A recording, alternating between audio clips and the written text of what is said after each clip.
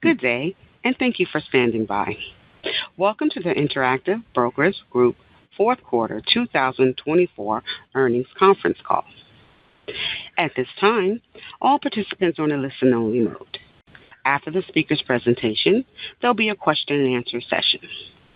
To ask a question during the session, you'll need to press star 11 on your telephone.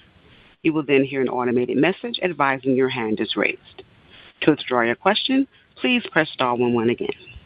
Please be advised that today's conference is being recorded. I would now like to turn the conference over to your speaker for today, Nancy Stuebe. Please go ahead. Thank you. Good afternoon, and thank you for joining us for our fourth quarter 2024 earnings call.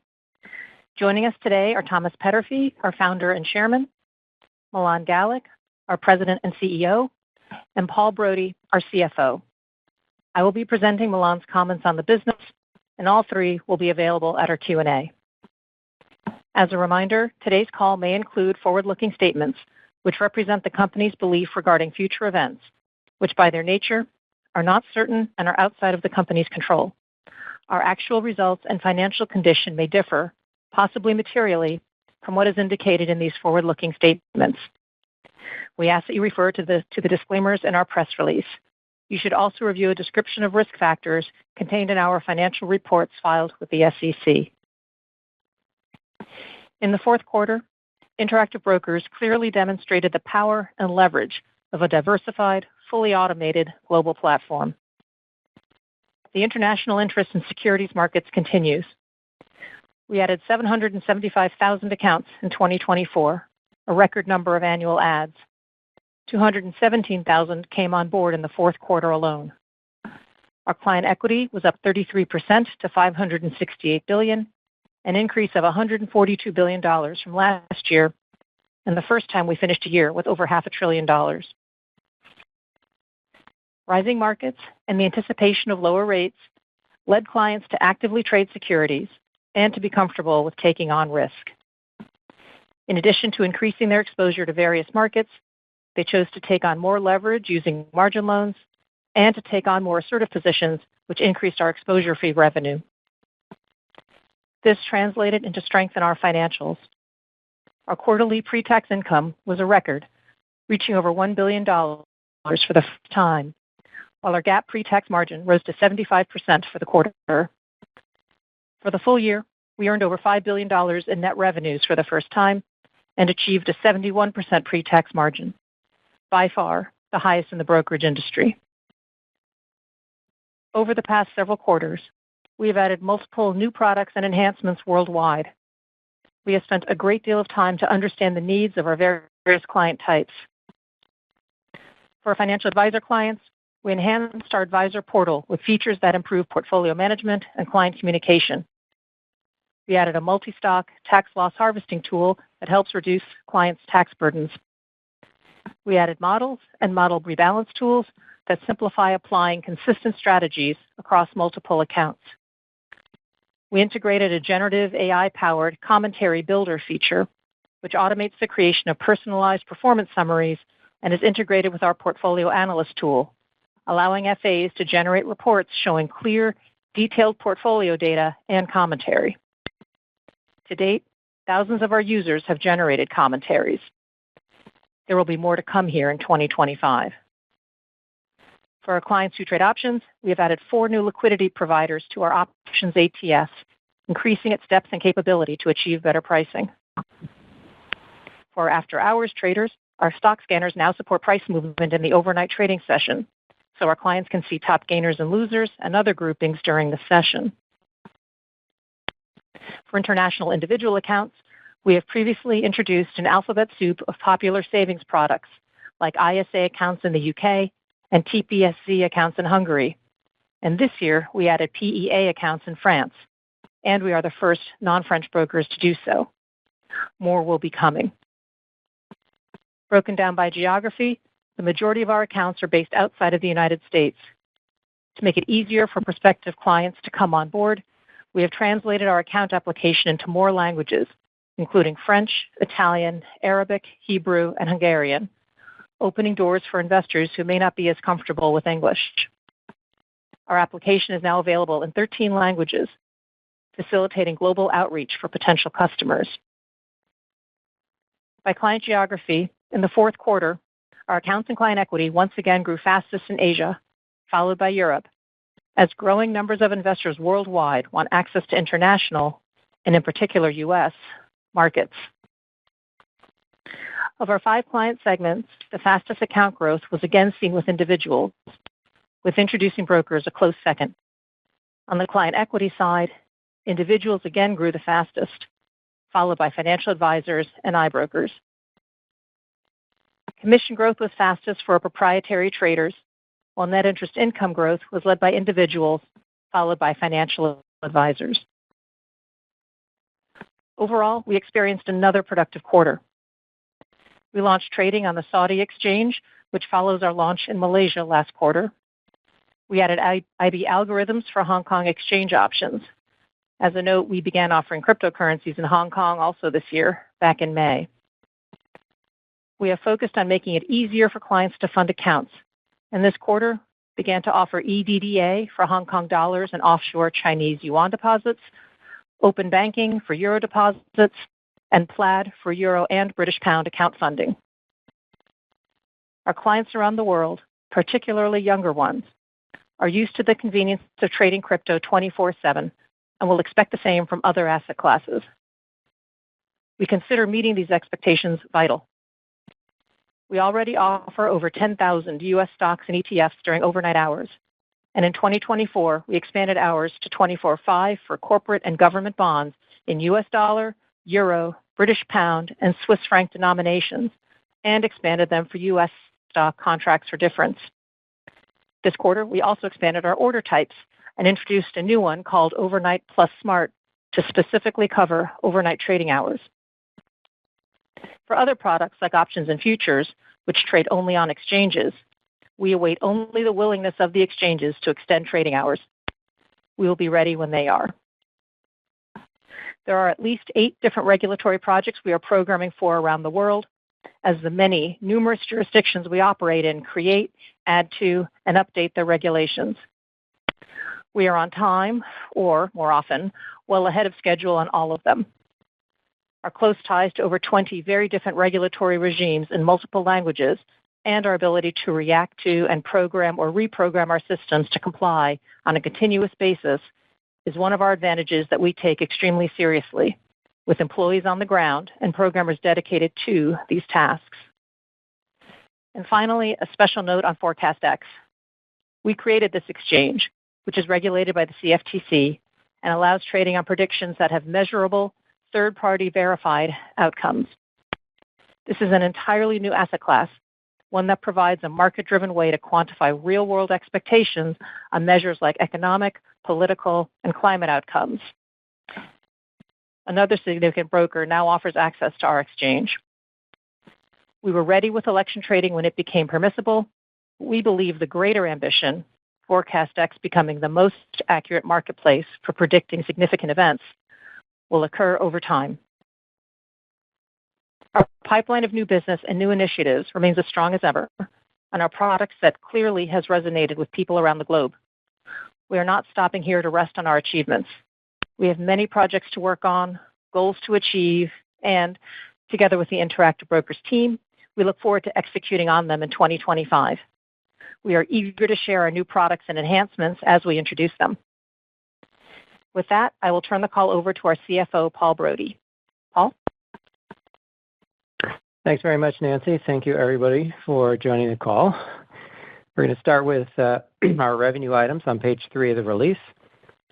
We're pleased with our financial results this quarter as we again produced record net revenues and pre-tax income for the quarter and also for the year. Commission revenues rose to a record $477 million this quarter. For the full year, commissions were $1.7 billion, up 25% from last year. In 2024, we saw higher trading volumes across the major product categories, as well as 24% higher DARTs per account. Net interest income also reached a quarterly record of $807 million and a yearly record of $3.1 billion, despite multiple rate cuts in nearly all the major currencies. A continued risk-on environment in the quarter led to a significant increase in margin borrowing, and strong net customer deposits led to higher segregated funds balances. These revenues were partially offset by the interest paid to our customers on their cash balances. Other fees and services generated $81 million for the quarter and $280 million for the year, up 47% and 42% respectively. This was primarily driven by the continued risk-on positioning of customers, which has been reflected in rising risk exposure fees over the course of 2024, and to a lesser extent, by both higher FDIC sweep fees and by higher payments for order flow from options exchange-mandated programs. Other income includes gains and losses on our investments, our currency diversification strategy, and principal transactions. The primary factor here was our previously reported October sale of a portion of our interest in Tiger Brokers, which led to a one-time realized gain of $34 million. Together with a $10 million mark-to-market unrealized loss for the quarter, the Tiger investment contributed a net gain of $24 million to other income. Several of the items in this line are considered non-core and therefore excluded in our adjusted earnings. Without these excluded items, other income was a $59 million gain for the quarter and $132 million for the year. Turning to expenses, execution, clearing, and distribution costs were $115 million in the quarter and $447 million for the year, up versus last year due to higher trade volumes in stocks and options. Overall, commissions rose faster than execution costs. However, thanks to higher rebates earned from the exchanges that pay for liquidity-enhancing orders.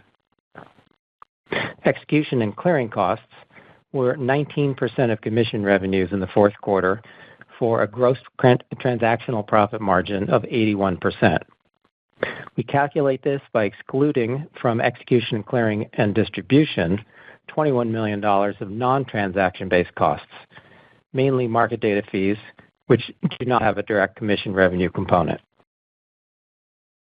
Compensation and benefits expense was $138 million for the quarter, up slightly from the year-ago quarter.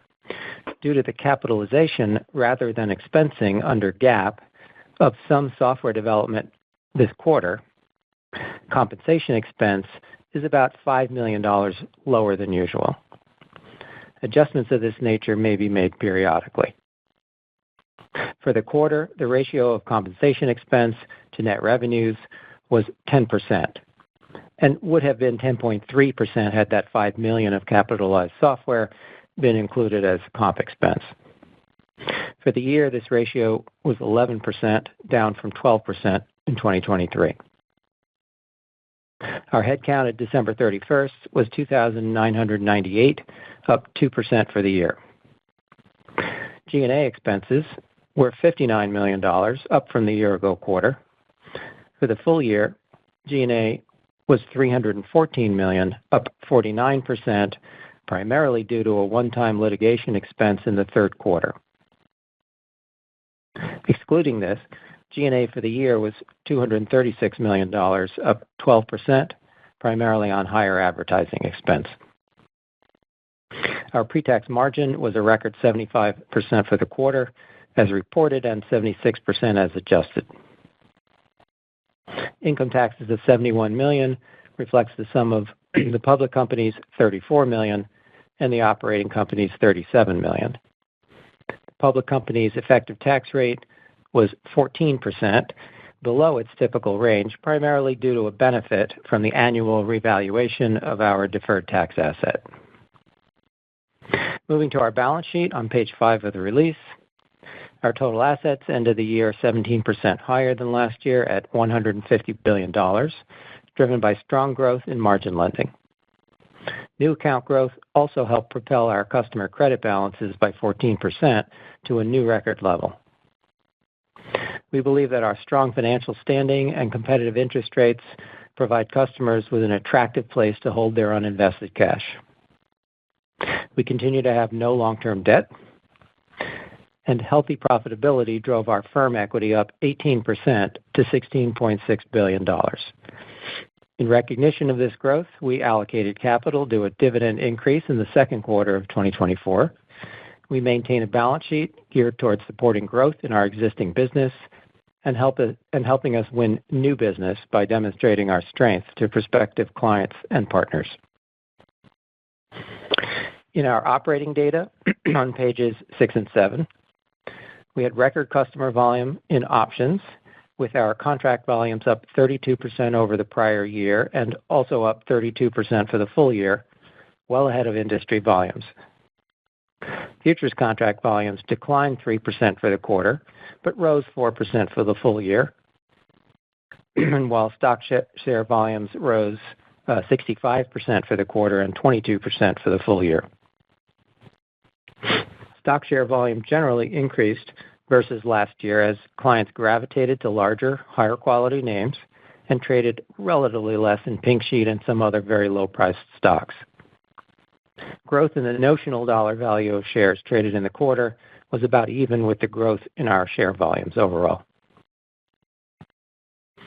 On page 7, you can see that total customer DARTs were 3.1 million trades per day in the quarter, up 61% from the prior year, and commission per cleared commissionable order of $2.72 was down from last year, primarily due to smaller average order sizes across all product classes and a shift to proportionally more trading in stocks versus options and futures from last year. Page 8 shows our net interest margin numbers. Total GAAP net interest income was $807 million for the quarter, up $77 million or 11% from the prior year, while our net interest margin, net interest income was $830 million or $91 million higher. In the NIM computation, we include some income that is classified as other fees or other income on our income statement, but we believe is more appropriately considered interest. Our net interest income reflects strength in margin loan interest, partially offset by lower segregated cash interest and higher interest expense on customer cash balances. Many central banks made cuts to their benchmark rates this quarter, including the U.S., Europe, the U.K., Switzerland, Canada, and Hong Kong. Reflecting multiple rate cuts in most benchmark rates this year, our overall segregated cash interest income declined at 2%, despite a 10% increase in average balances, while margin loan interest rose by 26% on a 41% increase in average balances. The average duration of our U.S. Treasury portfolio remains at under 30 days. With the U.S. dollar yield curve continuing to be inverted during the first part of the quarter, though flattening somewhat in the medium term by quarter end, we continue to maximize what we earn by focusing on higher short-term yields rather than accepting the lower yields and added risk of longer maturities. This strategy allows us to maintain a relatively tight maturity match between our assets and liabilities. Securities lending net interest does not appear as strong as in prior years for three main reasons. First, as benchmark interest rates rose from near zero beginning in 2022, more of what we earned from securities lending became classified as interest on segregated cash. We estimate that if the additional interest earned and paid on cash collateral were included under securities borrowed and loaned, then securities lending net revenue would have been about $182 million this quarter versus $156 million in last year's fourth quarter on the same basis. Second, we have seen strong stock market performance with the S&P up over 20% in each of the past 2 years, which tends to reflect a smaller proportion of clients looking to put on shorts. Third, there are fewer hard-to-borrow names industry-wide, both because the overall market is rising sharply and due to weakness in some of the typical drivers of securities lending, including IPOs, market volatility, and merger and acquisition activity. Despite this trend, we were successful in raising the total notional value of what we loaned out. Interest on customer credit balances, the interest we pay to our customers on the cash in their accounts, rose on higher balances from new account growth. As we have noted in the past, the high interest rates we pay on customer cash, currently 3.83% on qualified U.S. dollar balances, is a significant attraction to new customers. Fully rate-sensitive customer balances ended the current quarter at $19.1 billion versus $17.8 billion in the year-ago quarter. Now, for our estimates of the impact of changes in rates, given market expectations of further rate cuts in the future, we estimate the effect of a 25 basis point decrease in the benchmark Fed funds rate to be a $64 million reduction in annual net interest income. Note that our starting point for this estimate is December 31st, with the Fed funds effective rate at 4.33% and balances as of that date. Any growth in our balance sheet and interest-earning assets would reduce this impact. About 25% of our customer cash balances is not in U.S. dollars, so estimates of a U.S. rate change exclude those currencies. We estimate the effect of decreases in all the relevant non-USD benchmark rates would reduce annual net interest income by about $22 million for each 25 basis point decrease in those benchmarks. At a high level, a full 1% decrease in all benchmark rates would decrease our annual net interest income by about $339 million. This takes into account rate-sensitive customer balances and also firm equity. In conclusion, we posted another financially strong quarter in net revenues and pre-tax margin, leading to a record year. This reflects our continued ability to grow our customer base and deliver on our core value proposition to customers while simultaneously scaling the business. Our business strategy continues to be effective, automating as much of the brokerage business as possible, continuously improving and expanding on what we offer while minimizing what we charge. And with that, we will open up the line for questions. Thank you. As a reminder, if you would like to ask a question, please press star 11 on your telephone. We also ask that you please wait for your name and company to be announced before you proceed with your question. One moment while we take the first question. And our first question for the day will be coming from Craig Siegenthaler of Bank of America. Your line is open. Hey, good morning or good evening, everyone. Hope you're all doing well. First one, I have a modeling one on expenses. So execution, clearing, and distribution fees, as you pointed out in your prepared remarks, they did grow a lot slower than DARTs and commissions. In the press release, you kind of called out what looked like a few negatives. In the prepared remarks, you called out rebates. But how should we think about this line item heading into 1Q? And then any high-level thoughts on modeling it? Because a lot of us model it relative to commissions or DARTs. Thank you. Yeah, so I'll take that one. Generally, yes, it's driven by volume. Obviously, those are all the variable costs. They're per share or per contract. But within that, there are things like order routing changes so that our systems that provide smart routing of, say, stock orders can have many different venues to route an order to get the best price for the customer, and it can do that while maximizing rebates, which are provided by some of the venues on liquidity-enhancing orders. And then we generally pass those rebates through to the customers, and that would show up in reducing commission revenue. So they're somewhat paired. But and therefore, if you only look at the expense side, it doesn't tell you the whole picture. Got it. And then just for my follow-up, we keep watching equity build. It's almost at $17 billion now. I just wanted your thoughts on how fast we should expect this capital balance continue building? And is this really helping your hedge fund prime marketing efforts given the size? And, any updated thoughts on share repurchase in the future?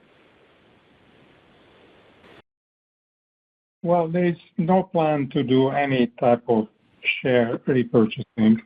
We will in the future consider increasing the dividend, but that, of course, assume that the stock price will be about $200 and it will remain there. As far as the strong capital, we like it that way for a couple of different reasons. For hedge fund clients, for institutional clients, we compete with large banks that have been in business for more than 100 years. They obviously have an established reputation, and by many managers, they're considered to be the safe choice. They will never be blamed if something were to go wrong with a bulge bracket competing bank. We have to work hard to earn our reputation. We have been consistently growing the company and our capital base.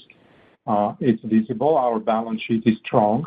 That is one way we signal to the marketplace that we are a serious player and they should consider us for custodying their assets. The other way the very high capital base is benefiting us is that unlike in the United States, where we can fund the margin loans using other customers' uninvested cash, only banks are able to do so outside of the United States. So we fund a large portion of those loans by our own capital. Those are the two reasons why we like the number to be ever growing. Thank you, Milan. Thank you. One moment for the next question. And our next question will be coming from the line of Benjamin Budish of Barclays. Your line is open. Hi, good evening, and thanks for taking the question. Maybe first, I was curious to get your thoughts on what account growth could look like in 2025. I know you tend not to kind of give guidance on a per-year basis, but it's just kind of remarkable the momentum we've seen over the course of the year and, kind of accelerating as you're growing larger. So just curious, what do you think are the key factors in 25? Can you maybe talk about the word-of-mouth momentum you're seeing, and can you maybe unpack a little bit of, kind of where you're leaning? And I think you in the prepared remarks and in the presser, you called out a bit of a pickup in advertising spend. So just curious what your thoughts there are on what account growth could look like this year.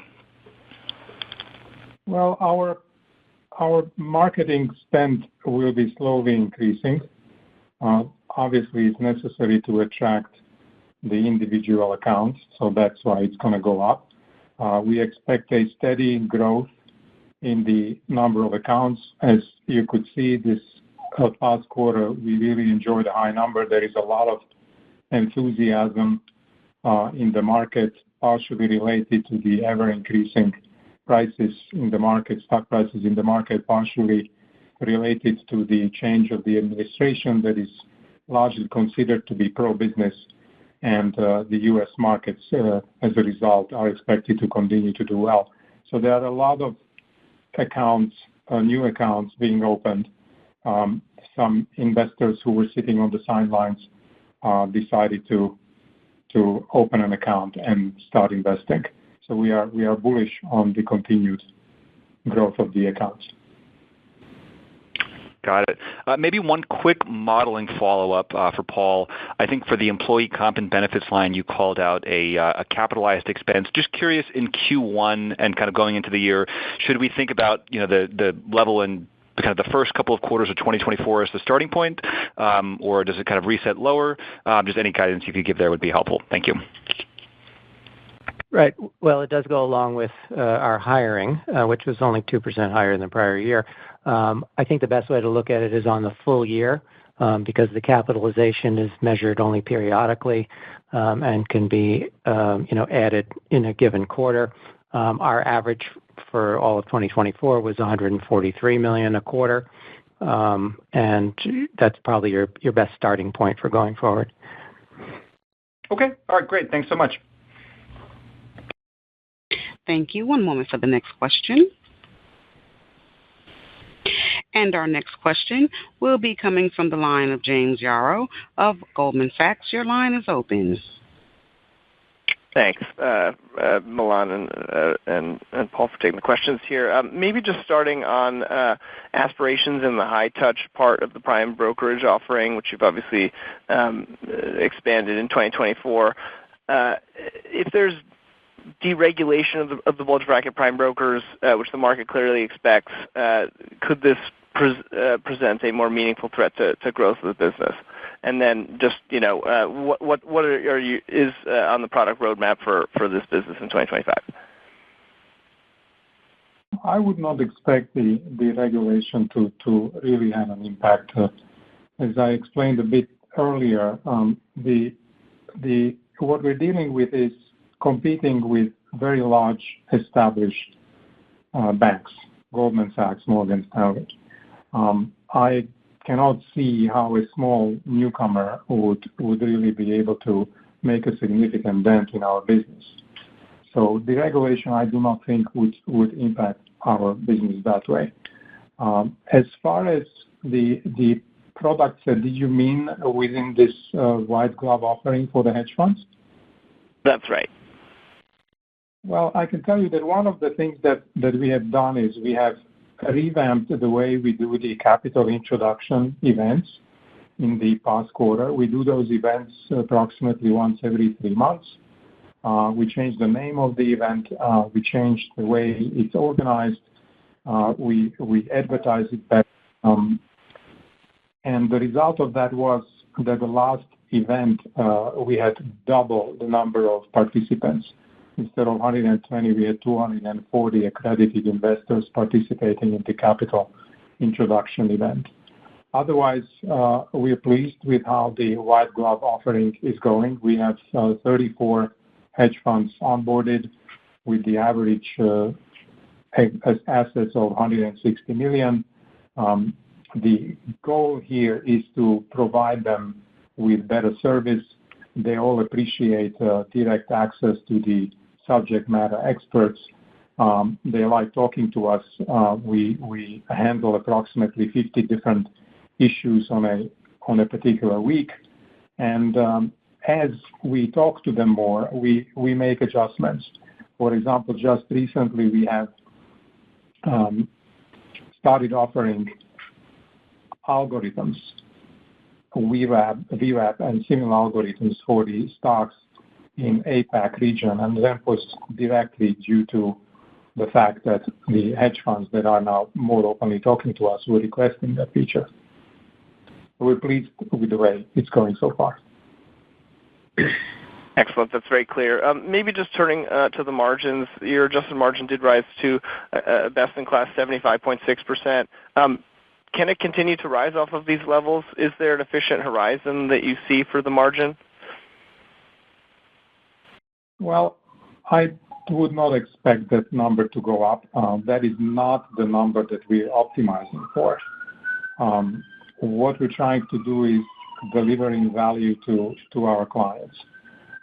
We obviously have to pay attention to not just automating everything we can so that we can offer our services at the lowest prices, but we also have to make sure that when our clients need help, we have sufficient personnel to answer their questions, to help them on the customer service line.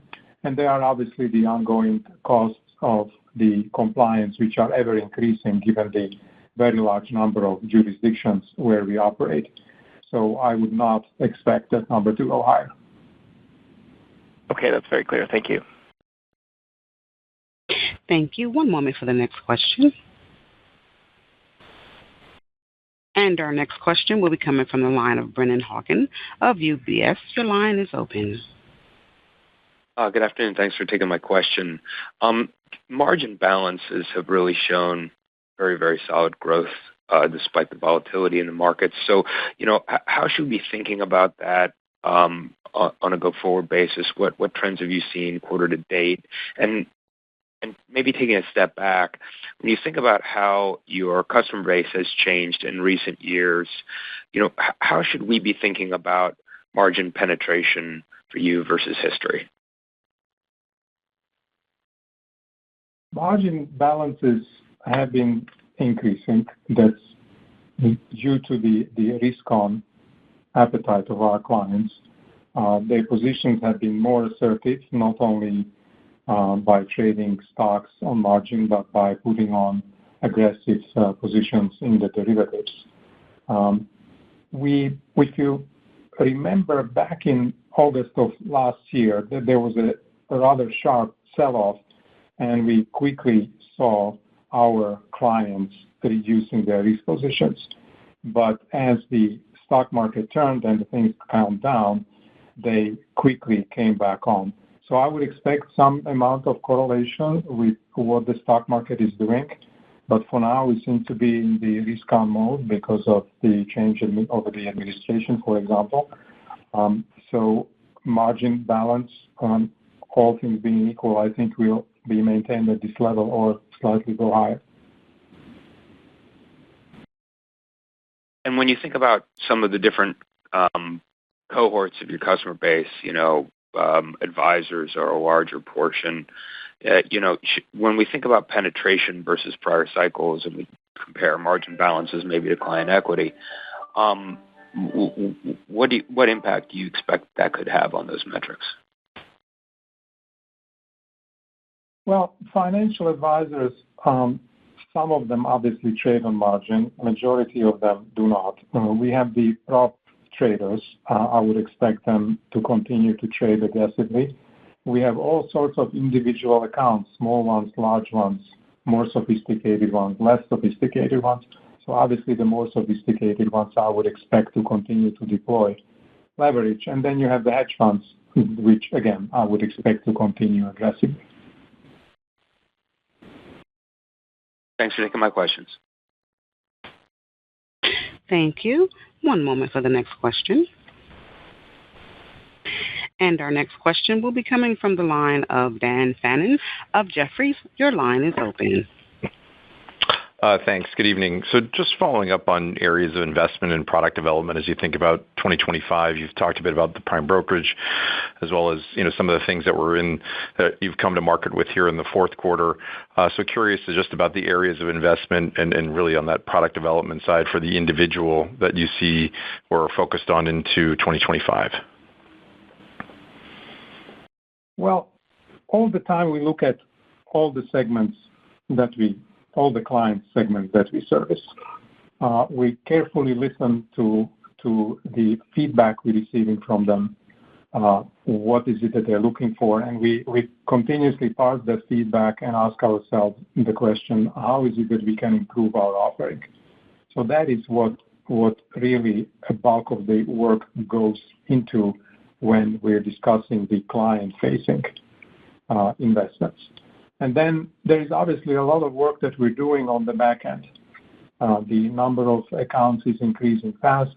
The trading activity is going up fast. We have to make sure that our systems can handle the load, spiky, which can be very often in spikes.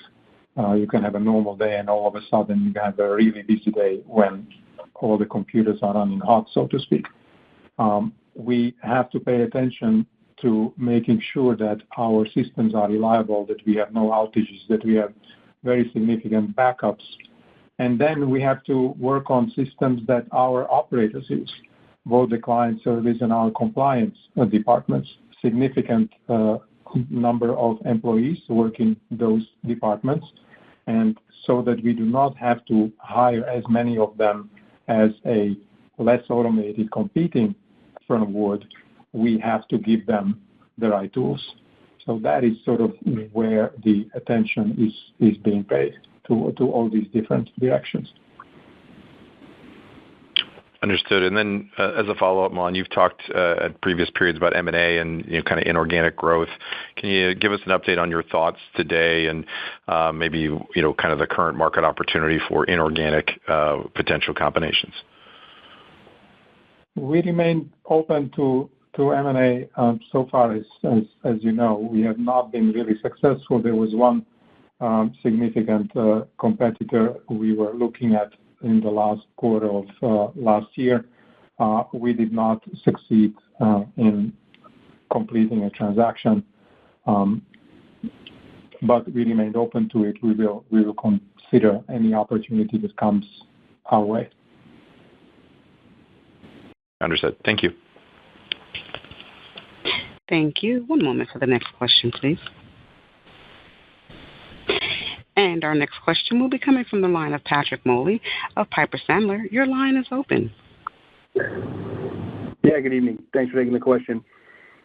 So I had one on the just prediction markets and the Forecast X platform. It seemed like the election brought a lot of people into the prediction markets. So just was hoping you could give us an update on kind of the traction that you're seeing there, your outlook for next year, and whether there's any kind of milestones or things we should be looking out for on the product roadmap there. Thanks. Well, the prediction markets are going slowly. We are being very careful not to step on the wrong foot. And we believe that this is going to be a huge market, but we want to do it slowly and carefully and build out our personnel and our systems so that we can do it in a really, really big way. And that's what we are. That's what I'm devoting my time to. All right, great.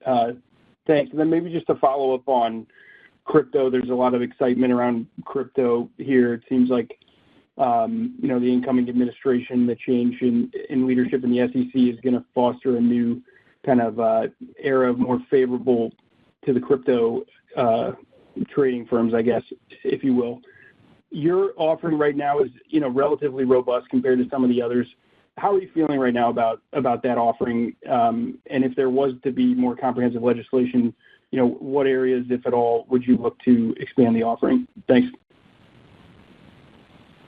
Well, what our immediate plan is to offer cryptocurrency trading to the customers in the European Union, but that's obviously not affected by the changes in the administration. I'm cautiously optimistic about what's going to happen next. I think the regulations in this area need to be firmed up, and the task force was announced today, and I think they will work hard to make sure that the rules are clear, and that will obviously improve the area for the investors as well as the companies that service them, like ours. There are obviously things that are somewhat concerning. There are these meme coins, for example. There have been 2 of them issued just in the last few days. I'm not really pleased with that development. I think it looks a little strange. It may give the cryptocurrency industry somewhat of a bad name if things like that continue to happen. But overall, I'm optimistic about the regulation that is going to be clarified and firmed up. All right, thanks for that. That's it for me. Thank you. One moment for the next question. And our next question will be coming from the line of Chris Allen from Citi. Your line is open.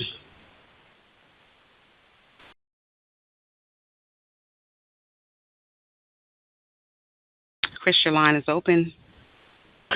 Oh, apologies. My headphone out. Evening, everyone.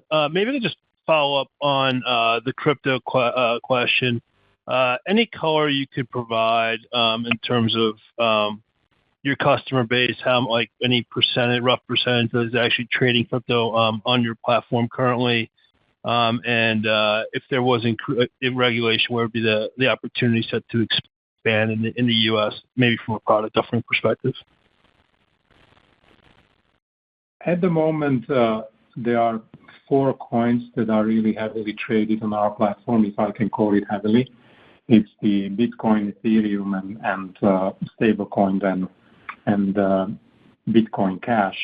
I would expect us to increase the number of tokens we would make available on the platform, which would make our platform more attractive to the run-of-the-mill cryptocurrency traders.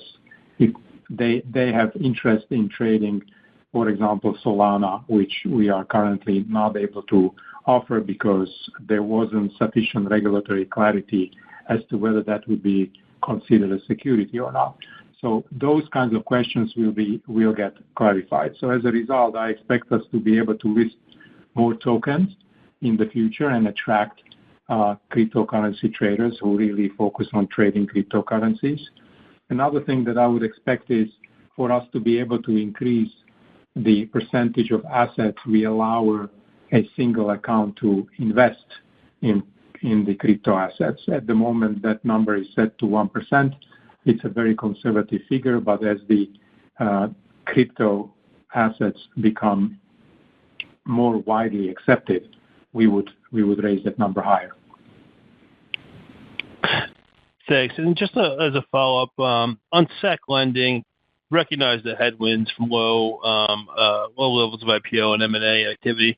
Just kind of curious, how does your capacity to lend for securities lending compare now versus the end of 23 and even 22? Has it expanded with the account growth? I'm trying to think about what the potential could look like in a better environment, which many expect as we move through 2025 and into 26.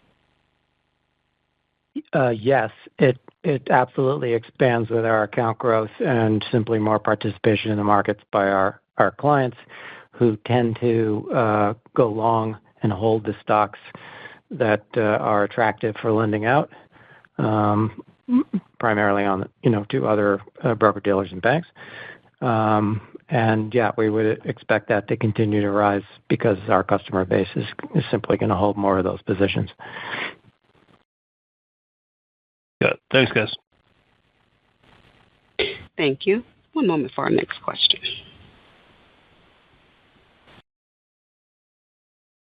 And our next question will be coming from the line of Kyle Vogt of KBW. Your line is open. Hi, good evening. So I know you gave some commentary on pre-tax margin and investments for 2025, but maybe I could just ask a question specifically on fixed expense growth. If we exclude some of the one-time items that you had in the third quarter and even the $5 million of 4Q comp that you noted earlier in the call, we're kind of calculating fixed expense growth of roughly 12% for the full year 2024. So I think that's generally in line with that low double-digit expense growth rate you posted historically. I guess relative to that bogey, is there any way to frame whether core fixed expense growth should accelerate or decelerate versus that low double-digit level as we look out into 2025? I would not expect it to accelerate. I think you are likely to see in next year what you have just seen. That obviously assumes that the inflation doesn't kick in and we will have to pay more for the human resources than before. We will obviously remain competitive. It is our job to attract the best talent that we can. We pay attention to the market rates and we either pay market rates or above to attract the best talent, and we will continue to do that. Given our focus on automation, we do not have a choice just to do that.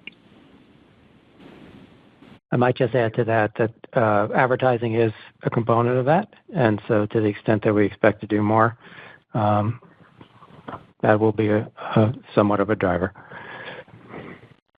Thank you. And then for my follow-up, and I know this was asked last quarter as well, but the stock continues to perform very strongly even since then. But for Thomas, just curious as to whether you would consider any stock sales to help increase the public float. And if so, would that still only be in blocks and not in open market transactions? I do not see Thomas in his share. It would be in blocks, and I will do that when the price reaches what I believe is the right price. Understood. Thank you.